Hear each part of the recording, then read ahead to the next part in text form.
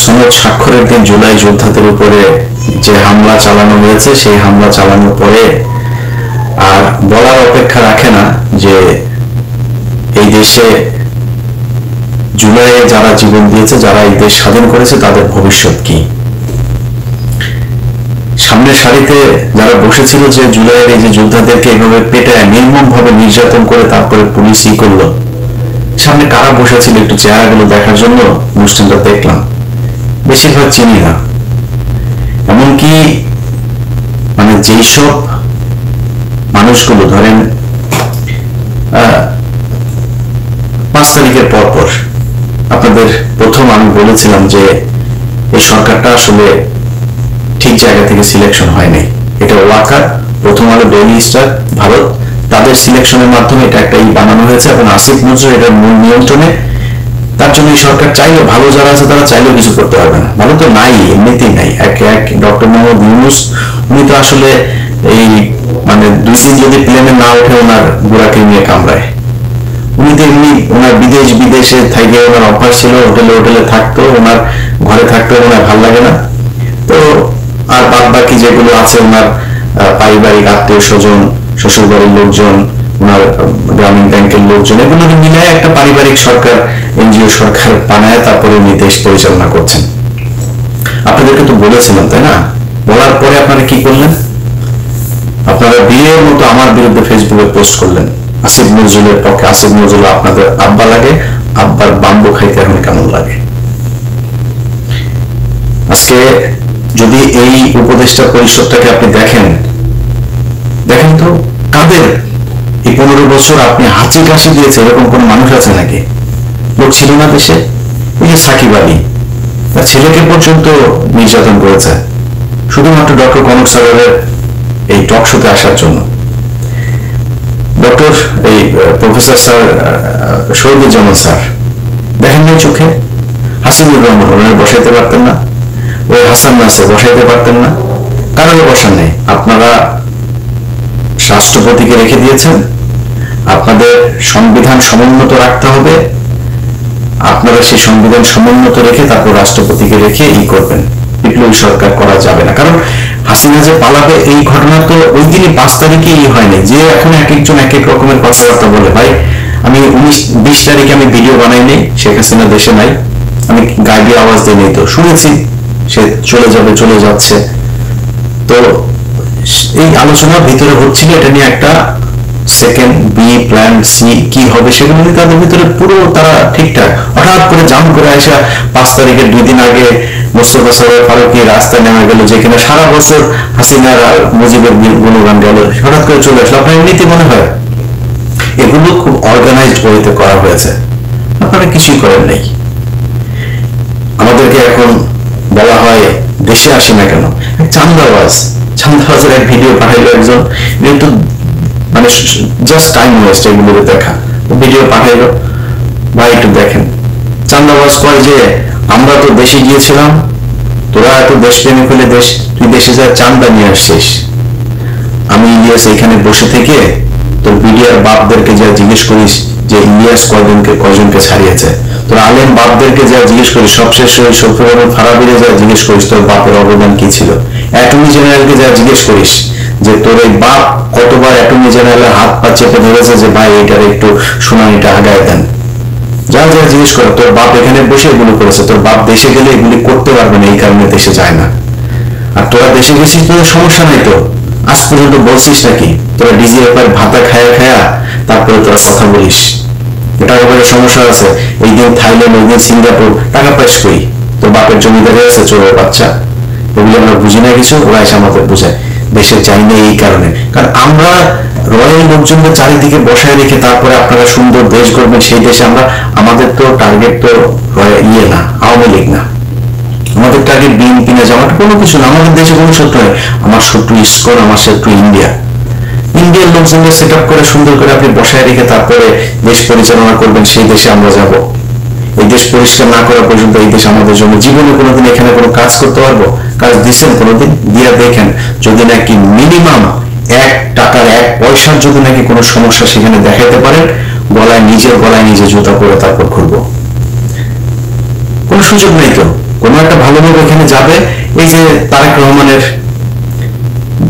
মামলার যে রায় দেওয়ার জন্য তার মাথায় পিস্তল ধরা হইল, তার স্ত্রীর সাথে শেষ দেখাটা পর্যন্ত করতে পারে নাই, এই লোকটা বাইরে থেকে স্ত্রীটা মারা গেল, সেই লোকটা দুদকের চেয়ারম্যান বানাবো শুনলাম, ওটা ঢুকতে দেয়নি, এই আসিফ নজরুলটা ঢুকতে দেয়নি, চুরি করতে পারবে না।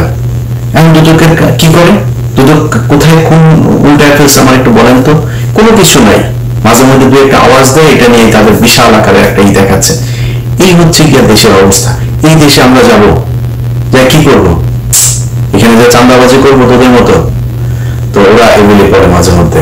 এখন যাই হোক, এগুলি তো আর সবার কথার জবাব দেওয়ার সুযোগ নেই, সময় নেই।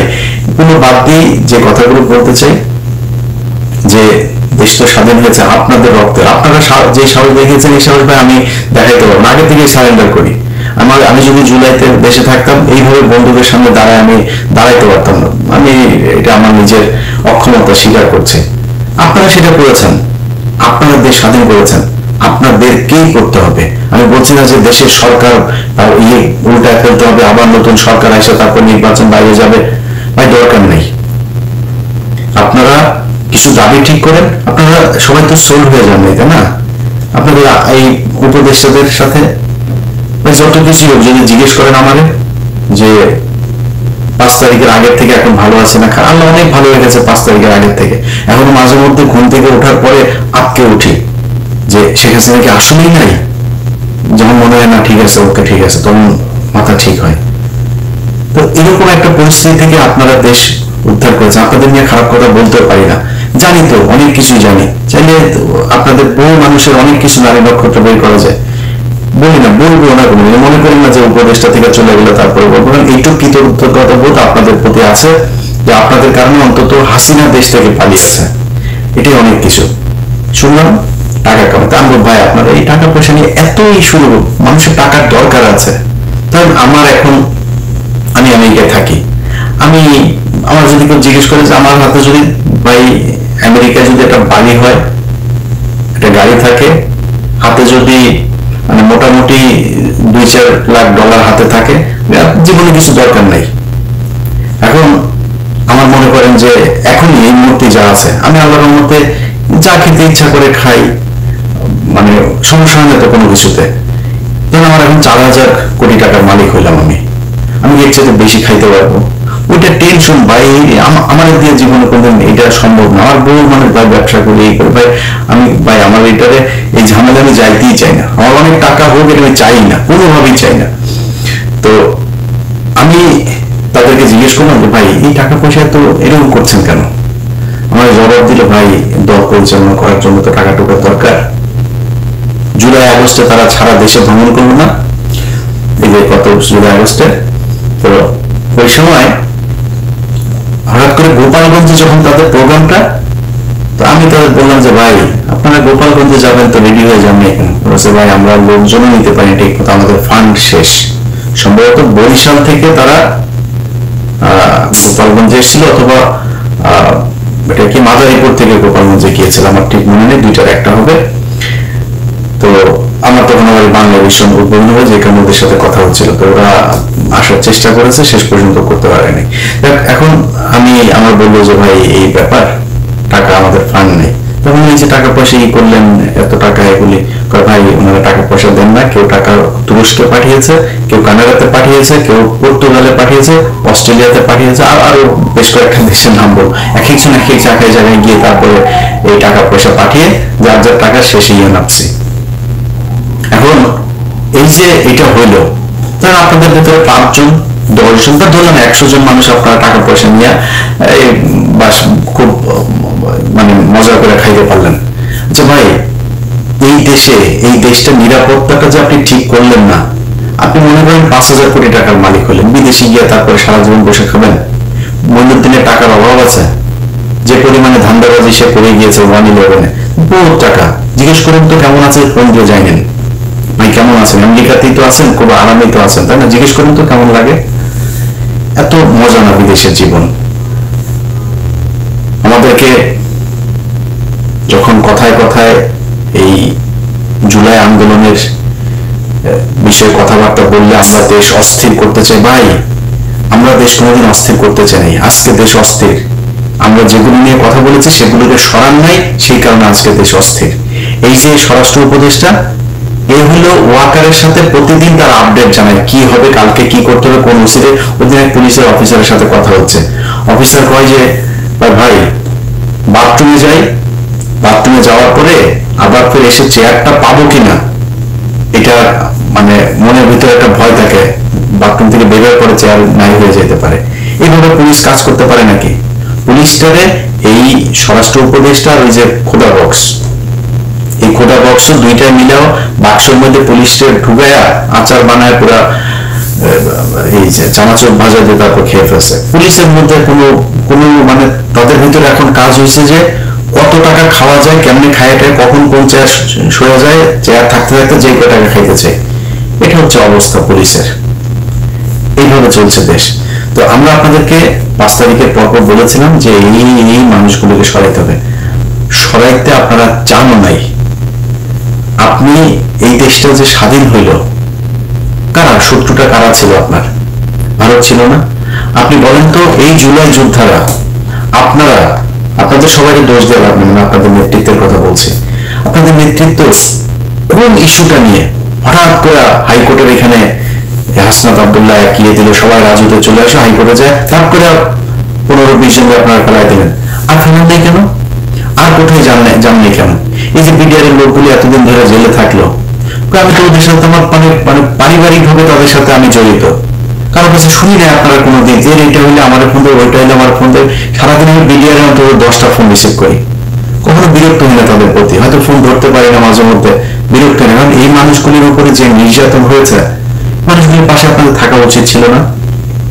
থাকেন নাই। ওই যে ফেনীতে 16 জন এখন পর্যন্ত কন্ডেম সেলে যাইতে পারতেন না? যান নাই। এখনো আলেমরা জেলে, আপনি জানেন? ওই যে বিশেষ সন্ত্রাস বিরোধী আইন, সেই আইনে এখন পর্যন্ত এই যে হঠাৎ করে বললো যে এই আমেরিকান দূতাবাসে নাকি কারা নাকি নাশকতা চালাবে, সোয়াব টোয়াব যায় হাজির। আপনি জানেন সিটিডিসির প্রধানের চেয়ারে কারা বসানো হয়েছে? এসপি প্রধানের চেয়ারে কে সেটা জানেন? এসপি প্রধান মানে এই যে এত কিছু ঘটে, এত মানুষ বের হয়ে যায় ওই বর্ডার দিয়ে, ওই বর্ডার দিয়ে, এয়ারপোর্ট দিয়ে, আপনি কি করেন? সবশেষ দিলীপ আগারও প্রায় 10টা মামলা, আস্তে আস্তে চুপচাপ করে তারপরে তারা জামিন দিয়ে দিল। 680 কোটি নিয়ে আসিফ নজরুল তারা জামিন দিয়ে দেশ থেকে বার করে দিলেন। কেউ জানেন না আপনারা? জামিনগুলো হলো এটাও জানাইতে পারলেন না আমাদেরকে। আপনারা মানে কল্পনা করেনি যে সেইভাবে জামিন নিয়ে নিবে। তো এটা নিয়ে আপনাদের বিস্তারিত জানাবো আমি সপ্তাহের ভেতরে। এই হচ্ছে গিয়ে দেশের অবস্থা এখন। ভাই আপনাদেরকে নিয়ে যত সমালোচনা করি, সমালোচনার পরে একটা জিনিস আমাদের বলতে হবে যে আপনাদের ভিতরে সবাই অমানুষ না, সবাই স্বার্থের জন্য বন্দুকের সামনে দাঁড়ান নাই। আপনাদেরকে এক হইতে হবে, দাবি জানাইতে হবে এই জায়গা আমাদের ঠিক করতে হবে। এই জায়গা যদি ঠিক না করে সরকার, আবার দাঁড়াইতে হবে। এরা চুরি করে এরা সব ভদ্র শয়তানের মতো করে আমাদেরকে মাঝে মধ্যে সরকারের থেকে খুব ঊর্ধ্বতন না, একদম সরকারের সর্বোচ্চ লেভেলের একজন গত জুন মাসে আমার সাথে তার একটা মিটিং হলো, তো সে আমারে কাজ দিল। কাজ হয়েছে আগস্টের 5 তারিখ থেকে আগস্টের 15 তারিখের মধ্যে ওয়াকারকে ফেলে দেওয়া হবে। তো খুব জোর প্রচেষ্টা চালাইতে হবে ইলিয়াস ভাই। চালাইলাম, কই ফেলাইলেন না তো, ওয়াকারে তো আপনার সরাইলেন না। আচ্ছা সেটা ওই সময় বলছিল যে ইলিয়াস ভাই আপনাদের হেল্প লাগবে, আপনারা একটু সোশ্যাল মিডিয়াতে এটার ব্যাপারে একটা জনমত গঠন করেন। ওয়াকারের ব্যাপারে জনমত গঠন করা শেষ। ওয়াকারে আপনার সে বলছিল যে অনেক ইফ বাট এগুলো থাকবে, এটা করা যাবে না, বাট একটা চেষ্টা তারা করেছিল, করতে পারেন নাই। আচ্ছা ধরেন আমি সেনাপ্রধানকে সরানো খুব কঠিন। আচ্ছা আপনার আশপাশে চোর বাটপাট দিয়ে ভরা, মানে সবাই জানে যে ওরা চুরি করে, তাদেরকে সরাইতে পারেন নাই। আমার একটা দেশ বলেন তো, মিডিল ইস্টের এই দেশের মানুষগুলি তো কষ্ট করে, এদের কারণে এই যে আপনি এখন রিজার্ভ না শুনে হচ্ছে তোরা সব কটা টাকা করছিস, পাচার করছিস। এই গত 1 বছরে শেখ হাসিনার সময়ের যে কোনো সময়ের চাইতে বেশি টাকা পাচার হয়েছে গত 1 বছরে। 2005 যে সবশেষ দিলীপ আগরওয়ালের যে টাকা পাচার হলো না, এই টাকাও পাচার করেছে আমাদের চুয়াডাঙ্গার টরিক, ওর মাধ্যমে সিঙ্গাপুরের ব্যবসা ওগুলো দেখায় ওইখানে টাকা ভাগাভাগি হয়েছে। পাচার করলে প্রতিটা উপদেষ্টা টাকা পাচার করেছে। ওরা কয়েক আমাদের সেফ এক্সিট লাগবে না, সেফ এক্সিট, তোরা সেফ এক্সিট কই নিয়ে দিবে? তুই কই যাবি? ডিম একজনের মাথার উপরে তো গেছে, দেখছিস না? ডিম পিছন দেওয়ার নিচে দিয়ে ঢোকানো হবে। কই যাবি তোরা? কই আসবি? পৃথিবীর কোন দেশে যাবি? বিএনপি পেটাবে, আওয়ামী লীগ পেটাবে, শিবির পেটাবে, এই জুলাই আন্দোলনের এরা পেটাবে, সাধারণ মানুষ পেটাবে, যে যাবে ডিম ঢোকানো হবে ওইখানে। সেফ এক্সিট মারাইতে আর শেষ। তোরা মনে করছিস টাকা পয়সা মারে এমনি খাবি, খায়া তারপরে তোরা এগুলি যা মনে চায় তাই হয়েছে। আপনাদেরকে কথা দিয়েছিলাম না যে আসিফ নজরুলের কই কই কি কি ধান্দাবাজি করে শুরু করতে যাচ্ছে, সেগুলো নিয়ে আমার এখানে নেক্সট 1 মাসে আমার ইউটিউব চ্যানেলে, ফেসবুকে ফলো রাখবেন, দেখতে পাবেন আস্তে আস্তে শুরু হচ্ছে কোথায় কোথায় কি কি ধান্দাবাজি সে করেছে।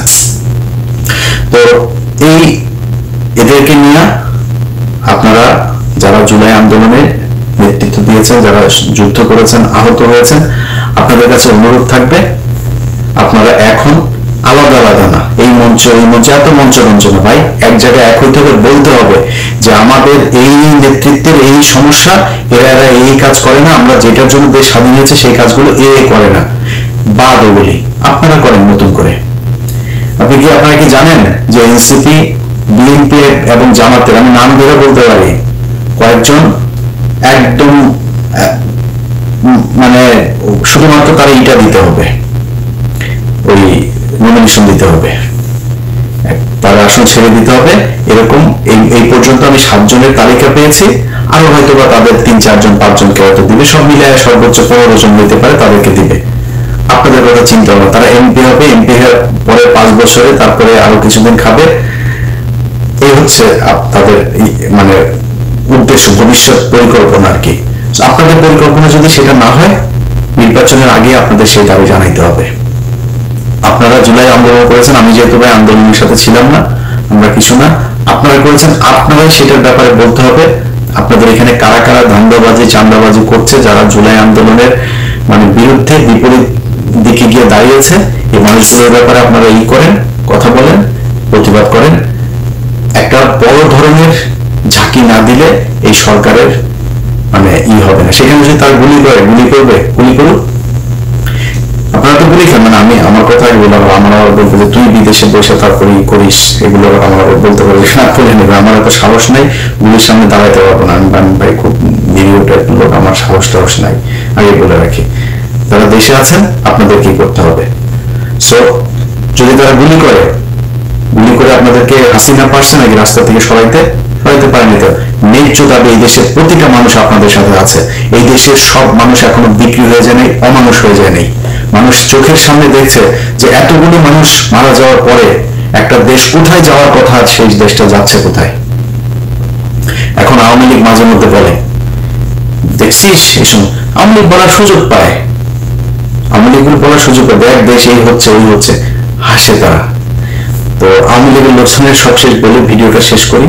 শোন, তোদের জন্ম হয়েছে তোদের বাপের পিছন দিয়া, তোদেরকে কোনো মানুষের পয়দার যে জায়গা আছে, তোদের মানুষ হওয়ার জন্য যা যা প্রয়োজন, ওই মানুষ হওয়ার কোনো ক্যাটাগরির মধ্যে তোরা পড়িস না।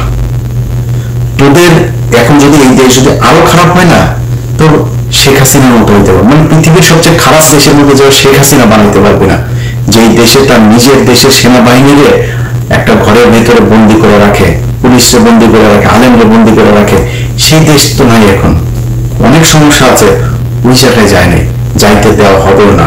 ধৈর্য ধর, এই দেশের ভিতরে সব মানুষ বিক্রি হয়ে যায়নি, সব মানুষের দিয়া ওরা যে অপকর্ম চান্দাবাজি যেগুলো করছে, এই ধান্দাবাজি করাইতে পারবে না। যারা আজকে করছে তাদের বিচার এই দেশে হবে, আজকে হোক কালকে হোক। আর ডক্টর ইউনূস যদি বাংলাদেশে ওই জিয়া অরফানেজ ট্রাস্ট এইটার এই দুর্নীতির জন্য যদি নাকি রাষ্ট্রপ্রধান হিসেবে খালেদা জিয়ার বিচার হয়, তোমার বিচারও হবে। তুমি সব চোর বাটপার নিয়ে এনজিওগ্রাম, তোমার পারিবারিক আত্মীয় স্বজন শ্বশুর বাড়ির লোকজন নিয়ে তারপরে তুমি সরকার চালাবা, আর তোমার উপরে কোনো দায় আসবে না, এগুলো নিয়েও এই দেশে বিচার হইতে পারে। ওই দিনের কথা ভুলে যেও না। এই দেশে বহু ঘটনা ঘটেছে, বহুদিন পরে বিচার হয়েছে। শেখ হাসিনা 15 বছর মনে করেছিল কিছুই হবে না, এখন এবং সেনাবাহিনীর মেজর জেনারেল পলায় যায় রাতের বেলা ওই পেঁয়াজের ফেরত ট্রাকের মধ্যে করে, তারপরে এই চয়ে। তোমার বিচারও হইতে পারে এই দেশে, ধৈর্য ধরো।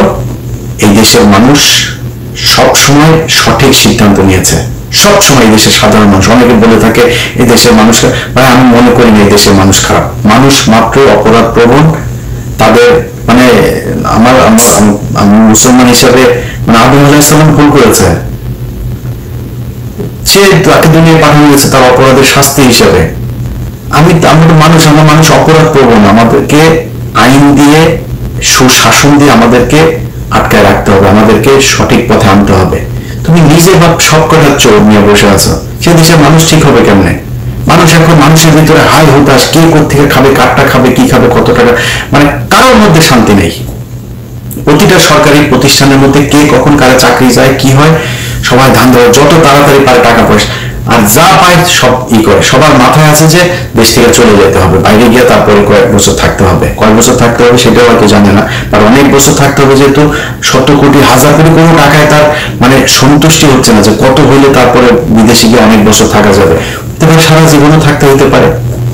আপনি যদি এখন আমরা জিজ্ঞেস করেন যে ভাই শেখ হাসিনা আসতেই পারে, না আসার জন্য কি করেছেন আপনি?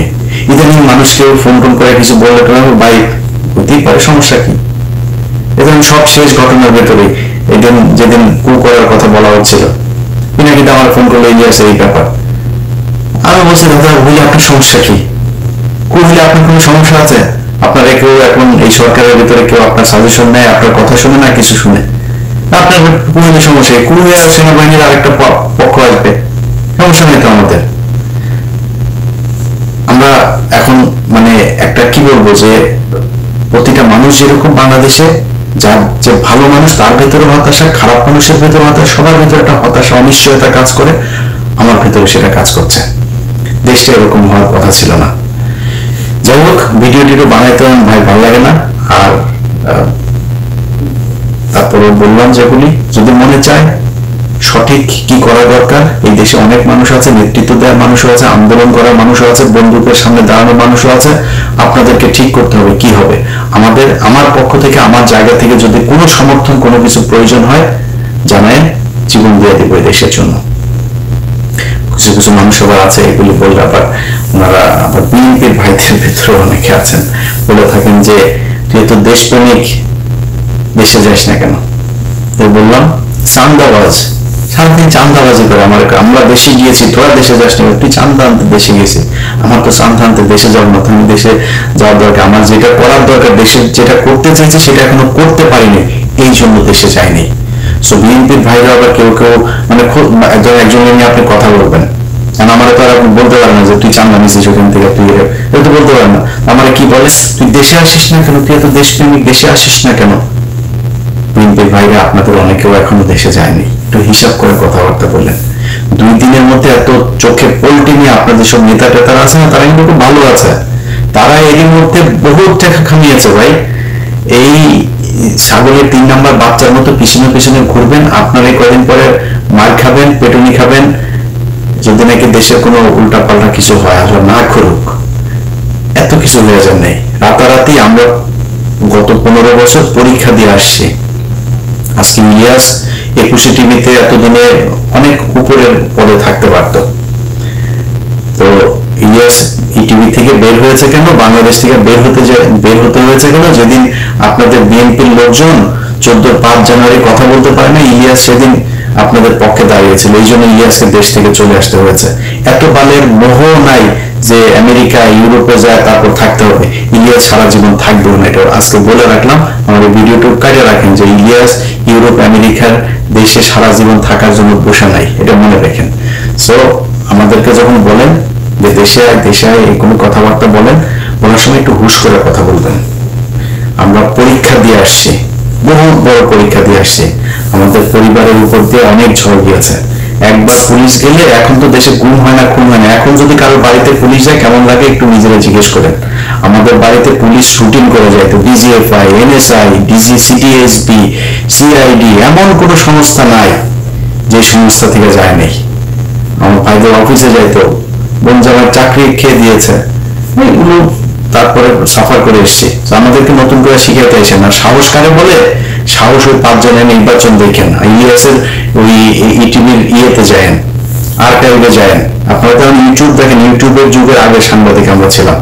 ওই আমি কি সাংবাদিকতা করতাম, 21-এর চোখের আগেও বহুত আর্কাইভে আছে, ওগুলি দেখে আসেন। ইলিয়াসকে কথা বলার সময় হিসাব করে বলেন। এখানে বহু বিএনপি ভাইদেরকে দেখেছে, আওয়ামী লীগের লোকজন এসে টানার কারে ধাক্কায় টাকায় সহায় দিছে, আমরা ভাই বুক ফুলে এখানে চলছি, কোনোদিন চুপ হয়ে যায়নি। একটা দুইটা না, বহু কিছু করে ফেস করে থাকতে হয়েছে। এখানে জঙ্গি বানিয়েছে, অনেক কিছু বানিয়েছে, এগুলো নিয়ে তারপরেও দেশের কথা বলেছে। অতএব পরীক্ষা নিতে আসেন না, পরীক্ষা বহু আগে পাশ করে আসছে, ওই পরীক্ষা নতুন করে নিতে গেলে হবে না। নিজেরা ঠিক হন, দেশটারে ঠিক হইতে দেন। ভাই খাইতে পারবেন, কদিন পরে খাইয়েন, কোনো সমস্যা নেই। আওয়ামী লীগ মুক্ত ইন্ডিয়া মুক্ত করেন। আপনাদের সমস্যা আওয়ামী লীগ ছিল না, আপনাদের সমস্যা ছিল ইন্ডিয়া। খালেদা জিয়া জেলে, হাসিনা জীবনে খালেদা জিয়া জেলে পাঠাইতো না যদি ইন্ডিয়া না করতো। সাকা চৌধুরীর কোনোদিন হাসিনা দিত না। হাসিনা তো মানে ছিল আপনার, মানে স্বপ্ন ছিল হাসিনার বাপের, হাসিনার ওই সাকা চৌধুরীর কাছে বিয়ে দিবে। খারাপ সম্পর্ক ছিল না তাদের সাথে। ফাঁসি দিয়েছে ইন্ডিয়া, দিয়েছে জামাতের লোকজনের দেয় নেই, ইন্ডিয়া ফাঁসি দিয়েছে। তো আপনাদের শত্রুকে এটা চিনেন, এটার জন্য যারা আওয়ামী লীগের হয়ে ইন্ডিয়ার হয়ে কাজ করেছে তাদেরকে সরান প্রশাসনের বিভিন্ন জায়গা থেকে। যদি না সরান, সামনে আরো অনেক বিপদ। যে আগুন টাগুন ধরছে, এগুলো ছোটখাটো বিষয়, পাগল বানায় ফেলবে। আপনি রয়ের ডিজিএফআই দিয়ে রয়ের ফর্মুলা সব তারা জানে, এটা করতে পারবেন না। একটা ভদ্রলোক আছে ওই যে এই সেনাবাহিনীর চিটা আগে 24 ঘন্টা আপনার কি বলে জিওসি, তো ওই লোকটারে মনে করেন যে মানে আমি জানি না আছে কিভাবে ওই জায়গায়। এখনো পর্যন্ত ডিজিএফআই এর লোকজন যত আকাম কুকাম চিটাগাং কেন্দ্রিক করে, আমার মনে হয় এই লোকের মাথা মতো নষ্ট হয়। ওই লোকটা দেশপ্রেমিক। এই 24-এর আন্দোলনে ওই লোকই প্রথম সেনাবাহিনীর সবচেয়ে জেনারেলদের ভেতরে উনি প্রথম কথা বলেছেন যে না, আমরা এটা করা যাবে না। তো এই টাইপের লোকজন কিছু আছে, এরকম সব জায়গায় চাই যে দেশটা ঠিক হোক, দেশটা ভালো থাকুক। এই ডিজিএফআই যে নাটক টাটক, আগুনের নাটক যা যা আছে, এগুলো দিয়ে দেশের মানুষের জীবন সম্পদ নষ্ট হওয়া, দেশকে অস্থিতিশীল করে তোলা, নভেম্বরে ডিসেম্বরে তফসিল ঘোষণা হলে সেই কেন্দ্রিক বিভিন্ন ধরনের কাজ করবে। এগুলো করতে হলে ভাই ওদেরকে সরাইতে হবে। আমাদেরকে যারা বলেন আমরা অস্থিতিশীল করতে চাই, আমরা দেশকে সত্যি খুব খুব ভালো সব জায়গার মানুষ, আপনি প্রবাসে যারা থাকে, এই যে মিডিল ইস্টের মানুষগুলো, তাদের টাকায় এই দেশ চলে, খোঁজ নেন তো যায়। মানুষগুলোর কাছে জিজ্ঞেস করেন যে একটা মানুষের কোনো পরিবর্তন হয়েছে? একজন মানুষ পাসপোর্ট করতে গেলে আগে যা যে ধরনের হ্যাচেল হইতে হয় না, টিকিট সেই টাকা দিয়ে যায় না, যে কয় টাকা দিয়ে সৌদিতে যেত তার চেয়ে কম টাকায় যায়। মালয়েশিয়ার সেই সিন্ডিকেট কিছু হয়েছে কিনা, সেই সিন্ডিকেটের সব কয়টাকে আসিফ নজরুল করে দিয়েছে, আবার নতুন সিন্ডিকেট, সে আগের মতো সে একই টাকা খরচ হচ্ছে। কার কি উপকার হয়েছে? পুরো দেশের কোন জায়গায় আমাকে একটা জায়গায় দেখান যে এই জায়গাটাতে কারোর পরিবর্তন হয়েছে? কিচ্ছু হয়নি, যা যেমন ছিল তেমনই চলছে। এইভাবেই দেশ কোনোদিনও আমরা যেটা চাই সেটা হবে না। অর্থাৎ যারা মনে করেন অস্থিতিশীল আপনারা যারা কিনা এদেরকে বসিয়ে রেখেছেন, তাদেরকে কোশ্চেন করেন কারা অস্থিতিশীল করতে চায়। যাই হোক, সবাই ভালো থাকেন, আল্লাহ হাফেজ।